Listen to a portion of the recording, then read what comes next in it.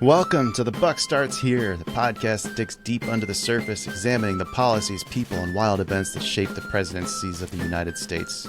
Or welcome back, I should say, 'cause it'd be a little odd to pick part 3 of John Adams for your first episode, but, I guess, do you.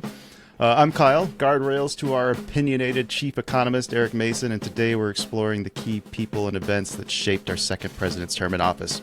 Eric, you want to remind us what we discussed last time we recorded, which I think was, 3 weeks for us? yeah. It's been a bit.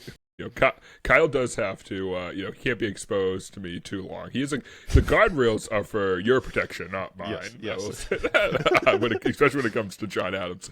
Do you know how much time I've spent looking into Canada and their prisoner of war treatment? Oh, yeah, dude, Canada. I can't wait for Joel. And we'll be covering on the show the burning of D.C. by our dear Canadian friends. And we will make Joel feel awkward, and he will have to explain the actions of his country from 200 years ago.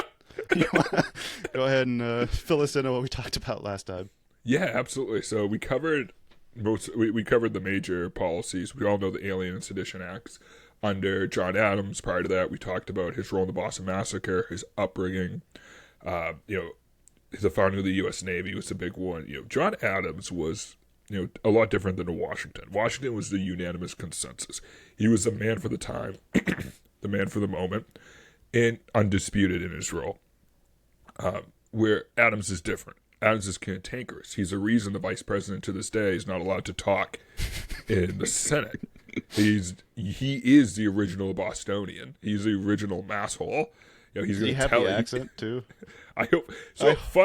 Fun fact, Kyle, that you brought it up, is the way I'm talking is the way the colonists talked.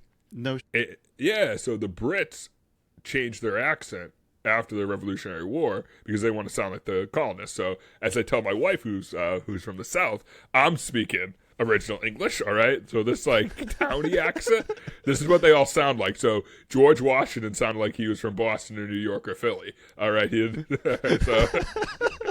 So take that. We're the originalists. The non-arrhythmic R is sometimes what it's called. And, the New York accent, the Philly accent, Boston, Australian accents, all kind of in that family.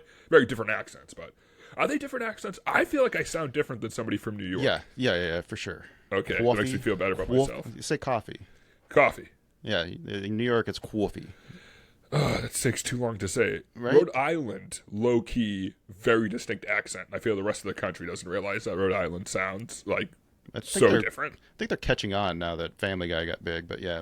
Yeah, it is true. Rhode Island's the weirdest state in America, by the way, and that could always be for a future discussion, but so if you're in Quincy, I guess this links back to John Adams. If you ever decide to visit John Adams or Abigail Adams' burial place, which is where I'm at right now. Yes, actually, literally, you're in the burial. I destroyed my head walking into those crypts. That thing is very, very short. Very short. But here's the bad part. It's so short.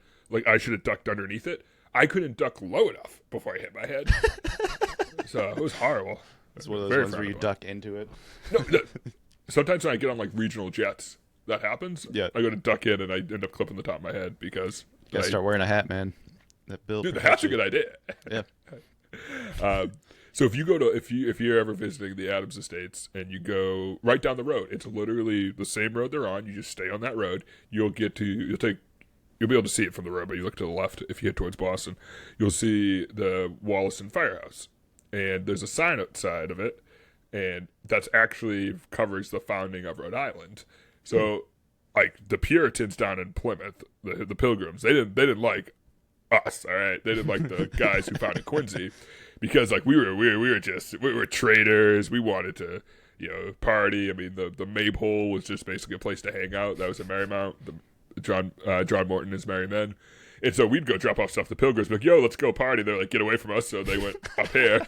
And Quincy Harbor is the largest harbor in the Boston Harbor system. Or Quincy Bay, I should say, is the largest bay in the harbor system.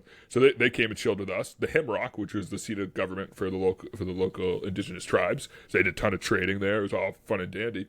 Well, apparently there were some people leaving we didn't like, and we were like, hey, get out of here. So I guess they started walking south. They probably stopped at the Plymouth colonies, and Plymouth was like, oh my God, those people don't like you. So they kept going, and now we have Rhode Island. That is not an accurate history of the founding of Rhode Island, but it's broadly accurate. Actually, now that you mentioned inaccuracies, I do have some stuff from our editor from the previous episodes that we needed to clarify some things here. Yes. The medical term that we were looking for, when we were talking about like the fluids and the biles, and we couldn't figure it out. It was the humors. Yeah. The four Humors. humors. Oh, yeah. that's a good one. Thank you, Laura, for that one. There is Poor another Laura. one. Yeah. Desiree, from several of the people who have been proof listening to these episodes, have said that county in Utah that we talked about in like the first couple episodes, that's pronounced Desiree, not Desire. What did I say? I think you called it Desire. Yeah. I could see that. Yeah. I barely speak English. I've had several people tell me I should know that. You were raised Mormon. You should know that. It's like, no. I wasn't old enough to care about the financial strength of the church. The Mormon church. And then there's one other question on here, was the clarifying the statement about the Adams estate being the only estate surviving in its original condition. Yeah, so this is a controversial, not controversial. It depends on what you mean by surviving its original condition. Yes. Okay. Because it seems you can see Mount Vernon still exists, Thomas Jefferson's Monticello still exists. There's quite a few. I believe those are largely rebuilt. I want to double check this one. That was the question that we had, but we weren't really quite sure. I've been to it looks like it was largely, so the rebuilt began in the 1800s for Mount Vernon. Mm-hmm. It's actually been I'm getting this right from Mount Vernon's official site. So 12 of the original buildings fell into disrepair, and they had to rebuild them. So there was never a rebuild of the Adams estates. Right. That's why you could walk around and see like where all the original wood that was put in. Yeah. And I believe Monticello got like destroyed at one point, like really.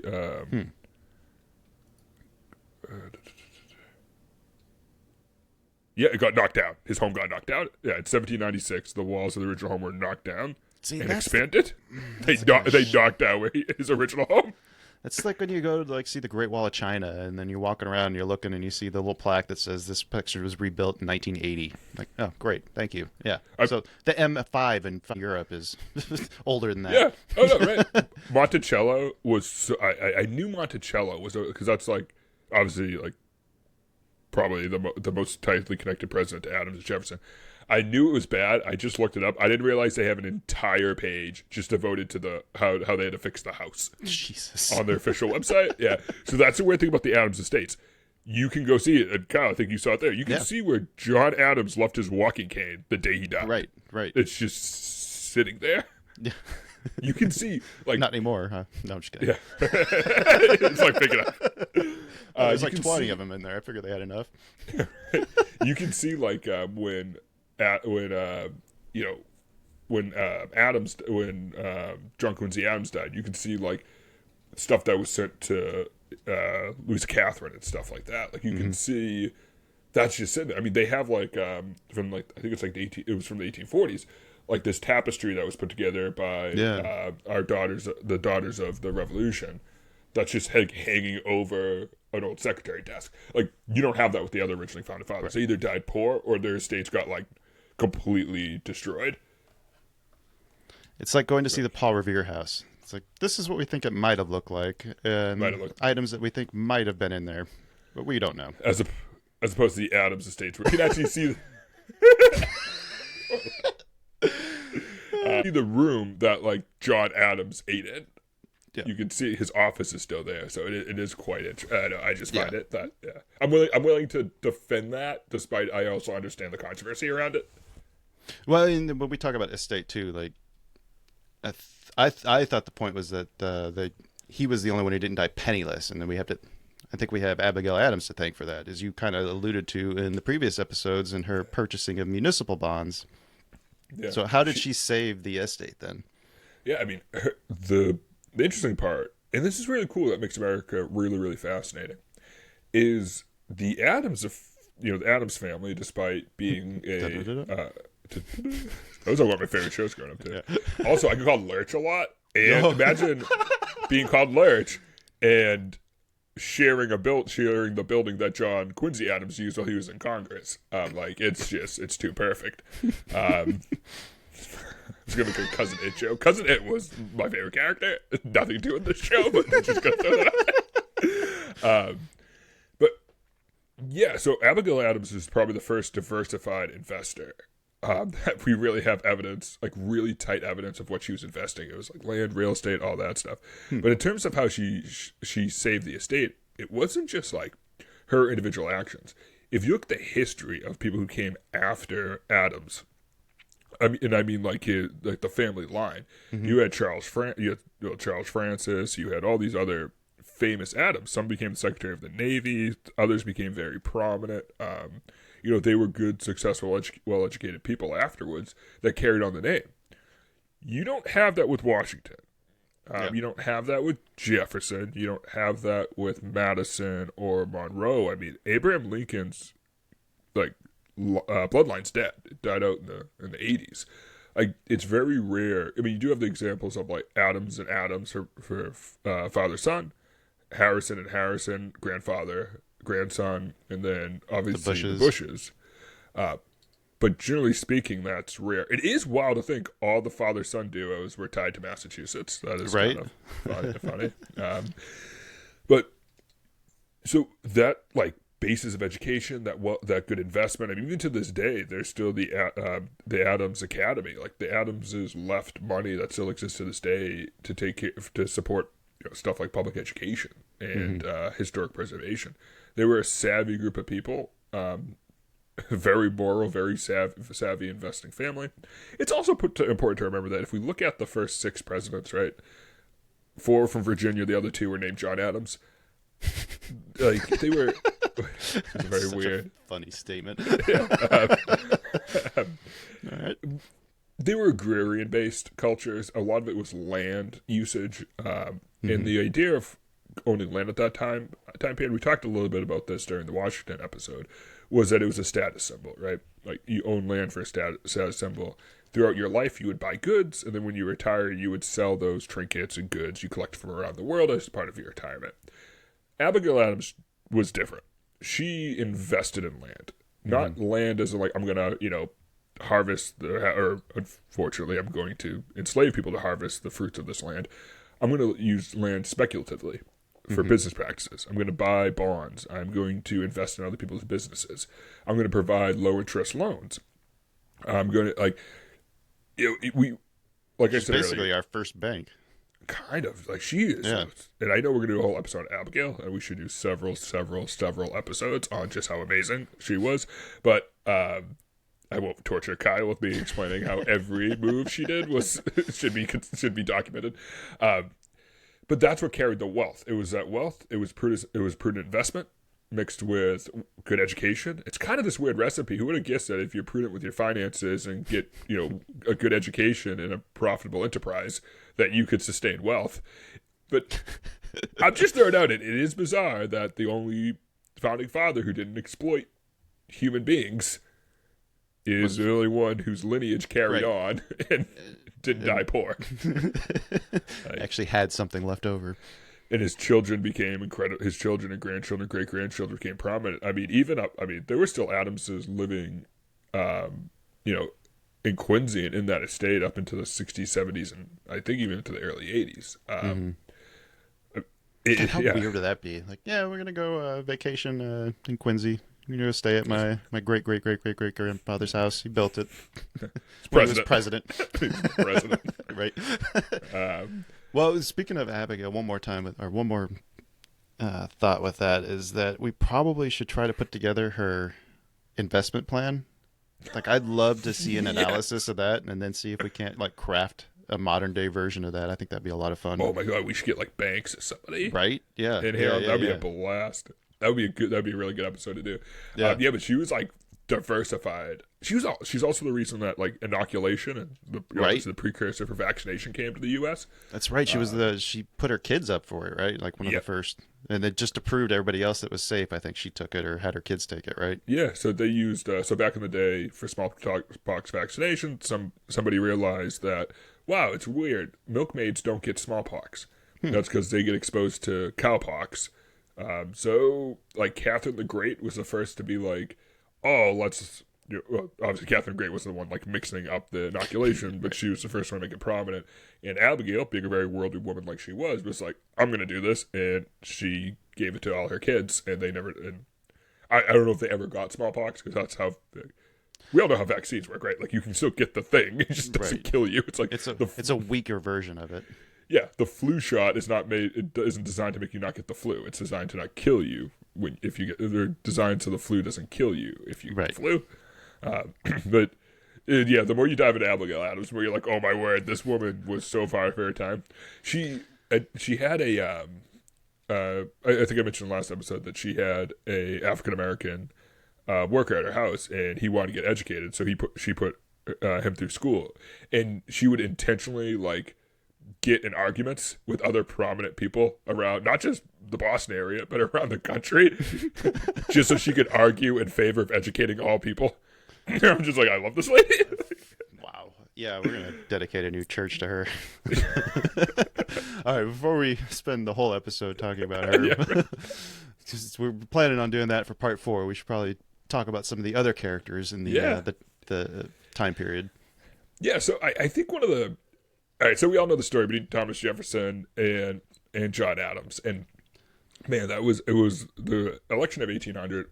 and we covered it a little bit previously. It was just a gross election. You kind of told me a couple snippets of that, but all I really got out of it was that Jefferson called Adams a hermaphrodite through multiple publications. Yeah, I believe that's the exact word he used. We're going to verify. I'm going to verify it. It's good to know politics hasn't changed either. Yeah, because here's the thing. Like, Jefferson... Jefferson had this like weird. I know we're gonna cover him. All right, so I don't want to go too off track. But I find Jefferson to be one of the most interesting minds to ever be president, because he's really just a bizarre dude. He's really like, why is he like? I don't know why he's on Mount Washington. I feel like that was Mount what? I think it was a whiff. Sorry, Mount Rushmore, Mount Washington. I'm too much of a New England. I'm like, yeah, old man in the mountain. Which I don't even. Yeah, so he. So the exact quote. This is. I want to read this. So this is from. I had this linked on our meeting notes. All right, so. Thomas Jefferson, right? So just explain the election of 1800. And, sorry, anybody listening to this, you have not lived in the most contentious time in U.S. history for elections. You haven't. That was the election. Okay, the worst election of all time was the election of 1860. And if you don't disagree with me on it, if you disagree with me on that, my evidence is a civil war started because of it. Like, right. So I. Like, whenever people are like, we're living the most divisive times in the United States, I'm like, we burnt down a major city in the U.S. during a time. I don't agree with that. Number 2 is the election of 1800, Adams and Jefferson. I'd say number 3 was the election between Hayes and Tilden, because that pretty much ended Reconstruction. And then my last one on that list would be the election of 1828, Adams and Jackson. Are you just not? Are you not including anything recent history, or you just you don't think that they measure up to any of those? A little bit of A, a little bit of B. I think it's like you have to be far enough away. Like I think when you had the bargain between Tilden and Hayes took office, and the we pulled troops out of the South. I don't think like they saw Jim Crow laws coming because of that. Mm-hmm. Like maybe they did, but like I don't think they realized that this would just like set back human evolution by like 50 years, 100 years. So yeah, maybe. I mean, I know. I feel like the 2020 election would probably be up there too. But need more time to really be able to analyze it. Yeah. I mean, every election seems contentious, right? As it's going on. Yeah. All right. So what Jefferson did, and I guarantee, because there's a bunch of people who love Jefferson, but so I'm sure if I might take a lot of flack for this. But Jefferson leveraged a lot of these newspaper editors to write what he wanted. Mm-hmm. And so there was this famous news author who ran a very, very partisan newspaper. Fox News and CNN would look like the Wall Street Journal and The Hill. All right, compared to I picked somebody on both sides, so now you guys can't yell at me. Yeah. And if you're yelling at me about that That's your fault, not mine. So there's this guy, James Callender, and he had a publication called The Prospect Before Us. It was published around this election. And so Jefferson, this isn't like emphatic evidence, right? This is some stuff that's been speculated in different articles and stuff. Remember, this isn't like people don't document this stuff as it goes along. But James Callender and Thomas Jefferson, I believe Callender was actually somebody who was subjected under the Alien Sedition Act under Adams. So he already hated Adams. So maybe he said this himself. But it's why, there's a good idea that Jefferson very much heavily influenced, which is he described John Adams's character as hideous hermaphroditical character, which has neither the force or firmness of a man nor the gentleness and sensibility of a woman. That's a quote. I mean, like, I'm like, I can send the link. It's actually on the Monticello site. Like, no, I'm not that serious. Yeah, give me that quote. I'll make sure I can see. Yeah, well, hold on. This is going in there. The same site that tells you about the. Actually, you can screen share and just pull it up. Okay, that's even better. By the way, I don't know why, but if anybody ever goes on the Monticello website, it's a very zoomed in picture of Jefferson as the little icon, little thumbnail screen. Because if you zoomed out, you'd see a lot of things that you didn't want to. Yeah, so check this exactly. Yeah, no, so like just so everybody knows, that's like Kyle's 100% right. This is.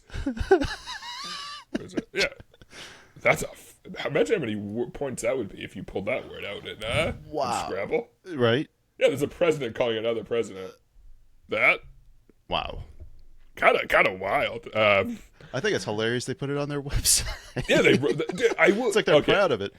Yeah, to give a lot of these places, like especially Monticello, like a lot of credit, is that they get the complexity of Jefferson. Like, like because again, we'll cover more into him, but he's a weird character in history. I don't know which one I hit. There we go. Yeah. So yeah, contentious to say the least. They did not, but they have such a weird history. So they do like each other, and they spent the last 20 years of their life reconnecting. 20-ish years, the last 15 years of life reconnecting. Reconnecting or competing to see who could live longer? Are those the same things, Kyle? We talk about for no, they both died, as we talked before. They both died on the same day. I mean, Adams' famous last words were "Jefferson lives," even though Jefferson had already exited before. I guess it was one more jab by Jefferson to make sure Adams was wrong at his last breath. But it's funny. So these are real people. That's the thing. These are real people. Yeah. And we forget that sometimes because these people are titans. Like, they're just titans. It was so long ago relative to us. It was in such a time of murkiness. I mean, I was very shocked to find out a lot of people didn't know that Washington had a brother. And the amount of people I've told to after our first episode, who I talked to like at work and my group of friends, are like, Washington didn't have a brother. Like, no, he's the reason he wanted to become a general. Like, his brother was hugely impactful in his life. But no, but these are real people. And I think, you have the person, right? So if we can remove all the grandiose of being, a Hegelian Superman and being that person at some time, what's important to remember is both John Adams and Thomas Jefferson were parents. Mm-hmm. All right. Thomas Jefferson's wife died very young. And Thomas Jefferson, we'll talk about a little bit more of his kids with an S. Yeah. He had a daughter, Mary Jefferson. Polly was what she went by. Okay. And when Jefferson was over in France, he sent for Polly. And at the time, the Adamses were in England, basically acting as a consulate there. It is very funny. Adams, when he was in England, he was the greatest American. He was because he refused to follow court of the king procedures and stuff like that. I'm not bowing to you. You're not my king. Oh no, because you beat him. Yeah. You beat him. You kissed my ring. You won. Yeah, yeah. So he was seen as like uncivilized and seen as like kind of swinish with some of the terms that were used. But I always wonder about that. Would you bow to the king if you ever got to meet? Yeah, I wouldn't either. Yeah, I'd kiss the Pope's ring, but I feel like it's pretty open that I'm a practicing Catholic, so I feel weird on that one. But No, what? That's weird. Why would I do that? America, we don't even tip the flag during like parades and stuff because we won. Yes, yes. We won. That's why I like Morocco. Morocco is just like, you guys won. You beat the number one guy. You're not ranked number one. It's like college football, Paul. Peace deal. I remember them saying, so I don't know if this is right or not, but I remember something about our salute being down was something to do with the fact that we never lost a war officially. Yeah, I mean, we've only fought 5 wars, and we very handedly won all 5 times we declared war. Like, there was not a gray area, whether or not. Like, we owned the Philippines for like 50 years afterwards. That was fun fact about the Philippines. They celebrate July 4th because we after World War II we released the Philippines, gave them independency on July 4th. So I kind of think that's kind of cool. Yeah. So Jefferson sends for Polly, and Polly ends up coming. There was this is late 1700s, right? Like this isn't normal travel. So she's escorted across the Atlantic by a colonel. I believe it was a colonel. Might have been slightly higher. Kyle, defer to you. I don't know. Because after colonel becomes general, but I know he wasn't a general. I distinctly remember him never being referenced as a general. Yeah, yeah. So she gets brought over, and so this is 1787-ish. So it's real early. Yeah. Oh, yeah. So the Articles of Confederation prior to the U.S. Constitution being adopted.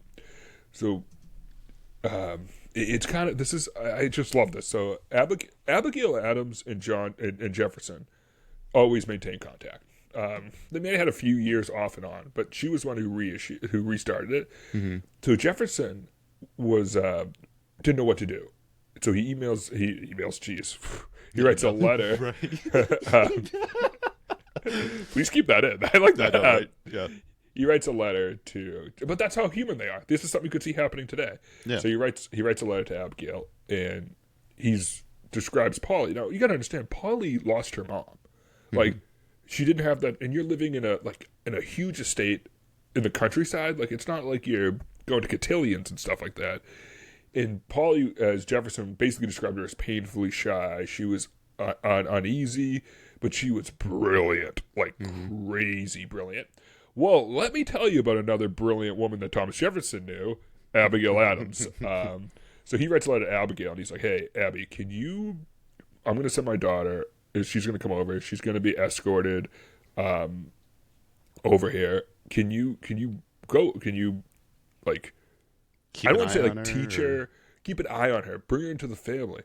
And it's funny because she ends up staying in London for, I think, a couple weeks, and she completely comes out of her shell, and really develops this almost like maternal feeling. Like, and again, as Polly grew older, we don't have evidence that her and Abigail stayed in like super routine touch. We don't evidence they didn't either. But right. You had this young woman who lost her mom, whose dad's on another continent, right? That's not easy to get to. And who does Jefferson turn to? He turns to the Adams. Mm-hmm. Like, so as much as they didn't like each other in politics, had to at least respect each other. Yeah, I think they loved each other. Mm-hmm. I think it's kind of like sibling rivalry. Like, the person you love the most is sometimes the person you hate the most. You could see them sitting like in the study, having a cocktail together, laughing about the publications that Thomas Jefferson got. I was like, "Why'd you call me this?" Oh, also, yeah, I'm a big believer of that, because if you read their private letters, they're funny. They're funny to each other. There's jokes going on, and they're actually kind of crap on each other. It's kind of like your friend's group chat. Except, like, that got published, and he's like, "Oh shit!"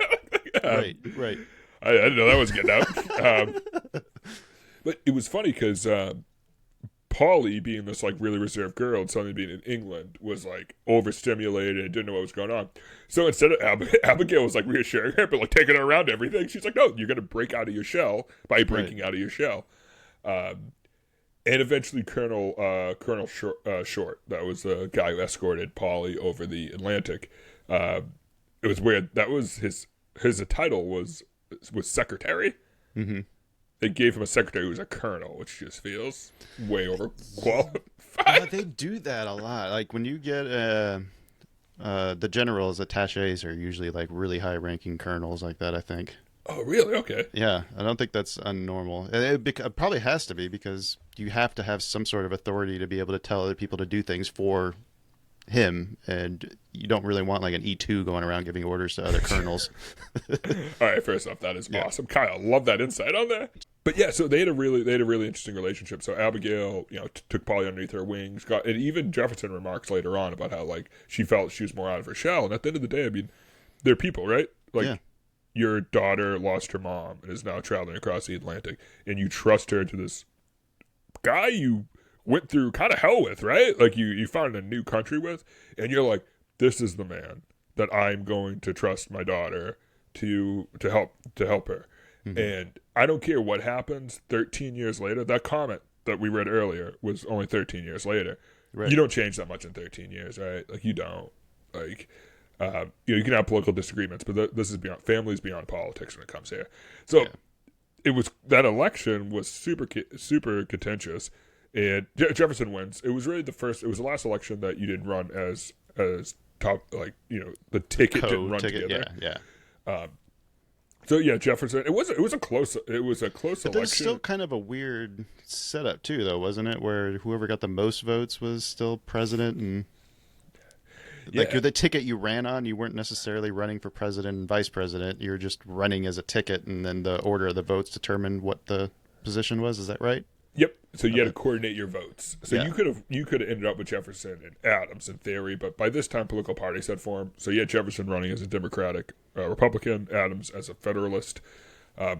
It just, I mean, you kind of, we've talked about this before, but Washington finished his presidency as a Federalist. He joined the party a second term.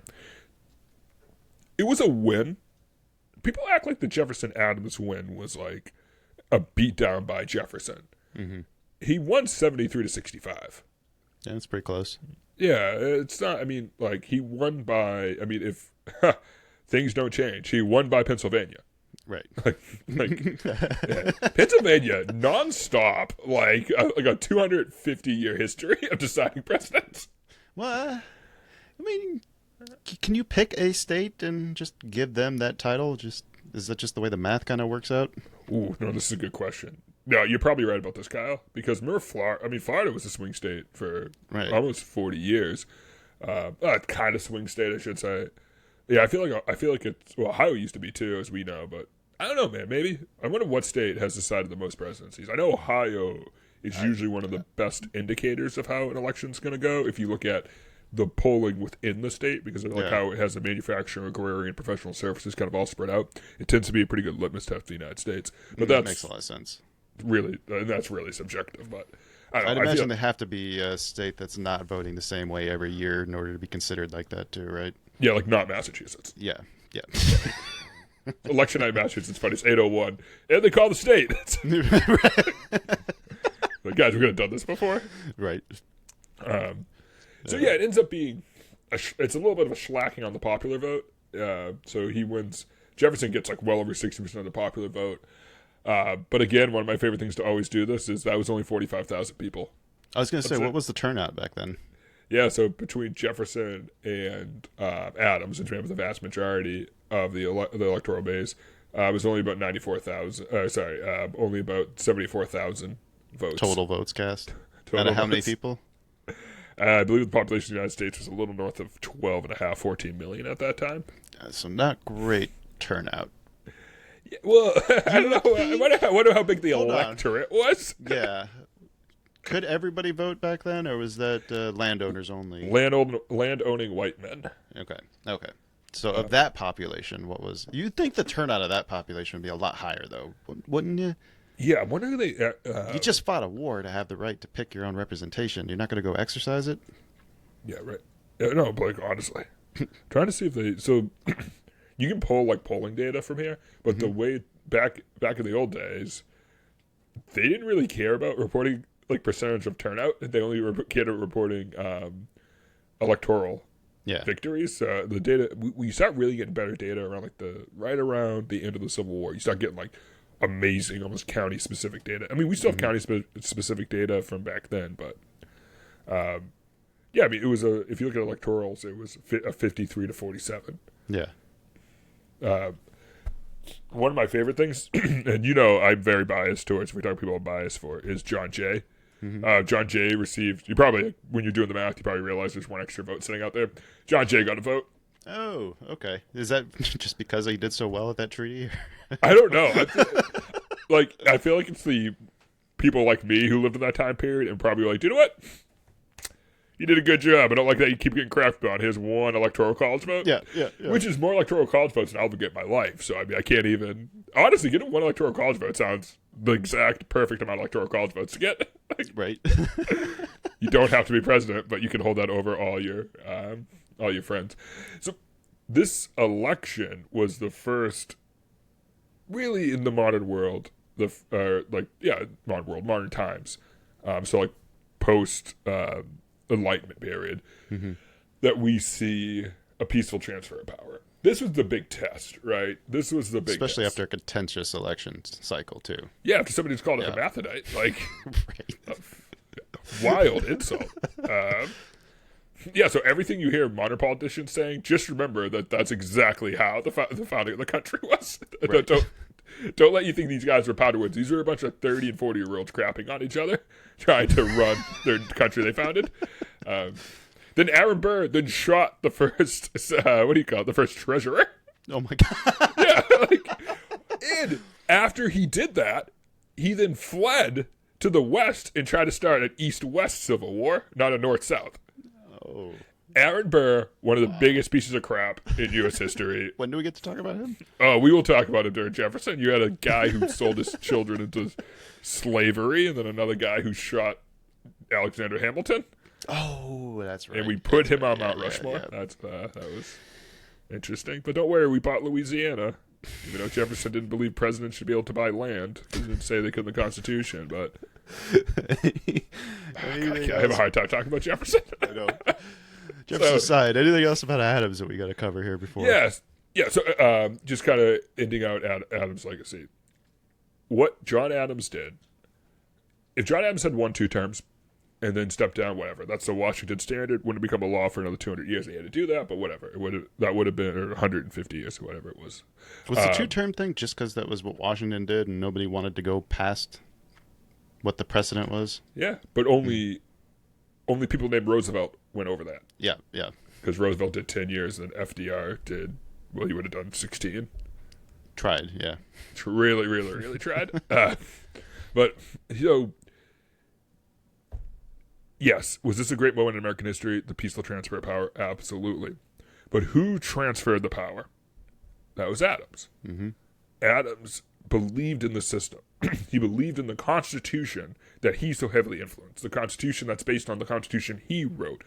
The probably obscene amount of money he sent in books to Madison as the Constitution was being drafted. He believed in the words of the Declaration of Independence. And so when it came time for him to accept his defeat, he did it graciously. This cantankerous man, who again was the reason vice presidents can't talk in the Senate, a man who openly insulted people when he thought they were wrong, but his morality is unchallenged. And you know the morality of a president by what they did at the hard moments. Mm-hmm. He turned over the keys. He turned over the keys to a man who insulted him, who represented a party that wrote malicious things about him. But he did it because it didn't matter what he said. That's the thing about John Adams. He'll tell you, right? He told people right to their face what he believed and how he felt about them. But he also accepted it coming back the other way. Mm-hmm. And what does he do? He turns over power and preserves the precedent of that. Let me just to take a step back. Do we really need to congratulate somebody for doing what they should have done? Like, is that really that big a deal? Well, prior to this point in history, nobody's ever done it. Maybe Cincinnatus, Gotcha. Under the Romans, but every single time, if you look at, just the number of kings who, were kings. Right. But no, right. should you congratulate people on doing what they should do? No, you shouldn't. But in this case, he had the opportunity to do what every other leader, kind of in human history, had done. Even today, we were recording this, a week after Assad was ousted in Syria. It was 50 years of that. Yeah. He did the right thing. Point taken. Yeah. I forget that it was a trend-setting thing. We get so used to the peaceful transfer of power here 200 years later, that it just doesn't strike you as with the same significance that maybe it should. Yeah. And I honestly think the world is waiting on bated breath. I like to think the monarchs in Europe are like, oh, let's see what these pilgrims, if they really live up to this whole peaceful transition of power. And he did. Mm-hmm. And I love that. And then you look at his legacy from an economic standpoint. He founded the U.S. Navy. That's it. I mean, that's, yeah. You founded the yeah. You founded the most powerful anything ever on the face of the earth. And probably the strongest, besides currency and markets, probably the biggest influence on the global economy. There was one other thing that we kind of talked about. Well, we have just a couple more minutes here. I just wanted to ask the thing going on with France. Napoleon basically running rampant over, in Europe, and then his decision to not support France during their revolution. Was there any fallout or any other things that kind of came out because of that decision? So a little bit of a weirdness in the background of this, and Kyle, it's an absolutely excellent point. So France was in such a weird spot right now. Like, so under Washington, it was a revolution, right? Mm-hmm. And who was Napoleon under Washington? He was a nobody. He was a nobody. He wasn't even a member of the First Council of France at this point. No, he's just some artilleryman in Corsica, right? Bingo. He's just some artillery guy who seems to really, jive with his troops. I always have to say this, it's obligatory. Napoleon was not short. No, he's not. He was average height for the time. Yes, he was not short at all. They used the French cubit. Is 20 inches. The traditional cubit is 18. That is why he is a different height. All right, but he was a normal sized person. I don't know where that wasn't even that long ago. It's a political cartoon. It's from a political cartoon. England did to try to make him look small in stature. They like to depict him as a little man, and I think that's where most of it came from. Yeah, it was just funny because we kind of did that to England. Remember after the Washington one, where it's just like, why is George Washington 85 inches taller than Cromwell? Exactly. Cromwell was not a short man. He was probably near Washington's height, but they made him look like a wicked short dude for some reason. I'm like, all right, man. I wouldn't do that. I'm just saying it's kind of weird. Hey, it's the winners. That's what you get for being the winner. Yeah, right. So if Napoleon won, he would think he's 6 foot tall. Ducking. This painting from 1814 of Napoleon inventing basketball. Right. So Napoleon at the time. So Napoleon's rise came under Adams. So 1799 was when Napoleon rose to be in the First Council of France. Like he was like I don't know what they call it. He was essentially the Emperor of France, the King of France. But who was actually asking for help, though? Was it Napoleon's side or the people trying to fight Napoleon? So during the Revolution, the French Revolution, when they were asking us for help, it was the Committee of what is it called? National Safety Committee. That was like, I'm not joking. It's a hilarious name for a committee. That's why it's always top of my mind. They asked Washington for help, and Washington declined. Mm-hmm. Then we fought the quasi-war with the French during this period that we talked a little bit about. Yeah. So the French weren't wanting that much help from us. But your question's great, Kyle, right? Because who was the quasi-war fought against? What France was it? Was it the Revolutionary France, or was it this quasi? I didn't mean to use the word quasi there twice, but was this proto-Napoleonic government? Right. Well, the Napoleonic Code really doesn't come into effect until about 1801, so it's a little bit after Adams leaves. Now, I will say during Jefferson, international politics during Jefferson is going to be fascinating because Jefferson, if I remember earlier in the story, I was saying Jefferson was in France when he called Pauli over. Jefferson loves France. That man loved France. That's why it's very weird because sometimes Adams gets crapped on because of the founding of the Navy. He didn't go mess with the Barbary States. Mm-hmm. It was like, oh, we founded this Navy. Why didn't you do anything with the Barbary States? Because they were asking tribute for us and Adams didn't send them over. Well, it's because Adams sent massive ships down to just absolutely tool on French in the Caribbean. I like how the U.S. forms a Navy and the first thing they want to do is fight a two-front war. It's just the U.S. Navy has had the same battle doctrine for 220 years. Bring them all. One or we'll take Bring them all your one at aircraft a carrier. time. We'll take them both at the other. We will fight all the aircraft carriers at the same time. I just love that the Navy rolls around with its own Air Force. No, so the biggest legacy of John Adams, peaceful transition to power, but which is an economic huge thing. The reason the U.S. is so great to invest in is because, I mean, we're stable. Like, it's funny, I did do an economic presentation about a week ago for this year-end seminar, and I had a draft. They brought me on to do it long before the 2024 elections, and I wrote the tax policy. I have a long section on tax policies, and I wrote that section out, and what I realized is that they're very different. They weren't very different. That between the two candidates, the end of the road impact to corporate taxation really was the same. And that speaks to that long-term stability that is represented in John Adams' peaceful transfer of power. Peaceful transfer of power, then establishing the most powerful anything ever established in the U.S. Navy. And what does the U.S. Navy do? It provides free navigation of all the oceans at no cost to anybody besides the U.S. taxpayer. Like, thank you, by the way, the rest of the world. You're welcome. You're welcome that our tax dollars go to making things cheaper in your countries.